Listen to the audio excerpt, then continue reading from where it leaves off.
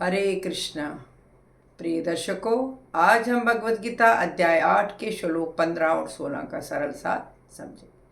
प्रिय दर्शकों, जैसे कि पिछले श्लोकों में भगवान श्री कृष्ण ने हमें ये बताया कि जो भक्त निरंतर उनका स्मरण करता है वह परमात्मा को प्राप्त कर लेता है। अब श्री कृष्ण अर्जुन को समझाते हैं कि भगवान को प्राप्त करने के बाद जीव इस दुखों से भरे संसार में फिर वापस नहीं आता है। निरंतर भक्ति और स्मरण से मनुष्य परम गति को प्राप्त करता है।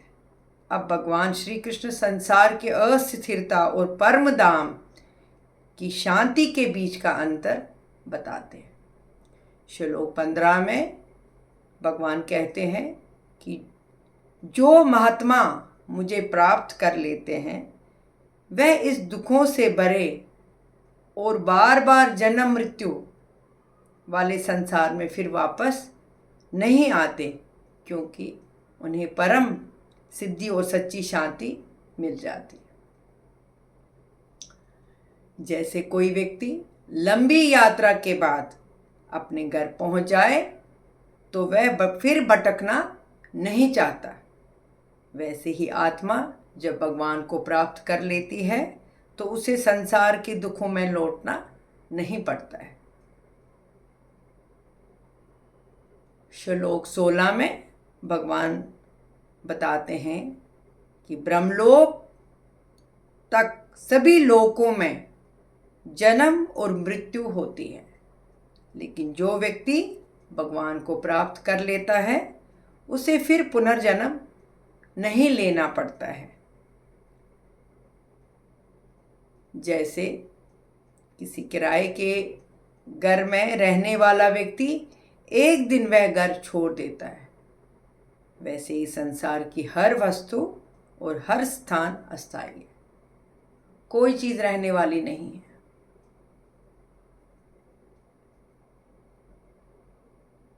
जैसे दिन के बाद रात और रात के बाद दिन आता है, वैसे संसार में जन्म और मृत्यु का चक्र चलता रहता है, परंतु भगवान की प्राप्ति इस चक्र से मुक्त कर देती है।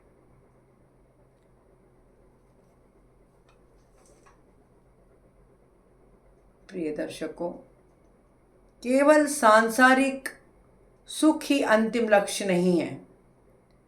सच्चा लक्ष्य उस परम शांति को पाना है जहां से आत्मा को फिर लौटना ना पड़े। इन श्लोकों से हमें यही सीख मिलती है कि यह संसार अस्थायी है, इसलिए केवल भौतिक सुखों के पीछे भागने के बजाय हमें भगवान के स्मरण और भक्ति पर ध्यान देना चाहिए। हमें हर समय भगवान को याद करना चाहिए। हर चीज, उठते बैठते, जो भी काम हम करते हैं, हमें हमेशा भगवान का नाम जपना चाहिए, भगवान का नाम लेना चाहिए। ईश्वर की प्राप्ति ही जीवन की सच्ची सफलता और स्थायी शांति है।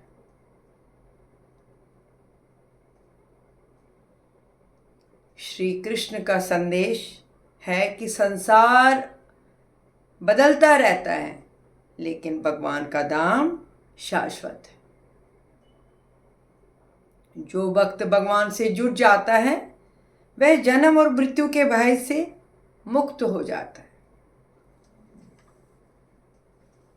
प्रिय दर्शकों, अगर इन श्लोकों से आपको कुछ ज्ञान प्राप्त हो गया हो या आपने इन चीज़ों को अपने जीवन में उतारा हो तो लाइक, शेयर और कमेंट करना ना भूलिएगा। सब्सक्राइब भी कर दीजिए। मिलते हैं कल एक और ऐसे श्लोक के साथ। तब तक के लिए खुश रहिए, स्वस्थ रहिए, गीता का ज्ञान बढ़ाते रहिए। श्री कृष्ण की कृपा आप पर और आपके परिवार पर सदैव ही बनी रहे। जय श्री कृष्ण।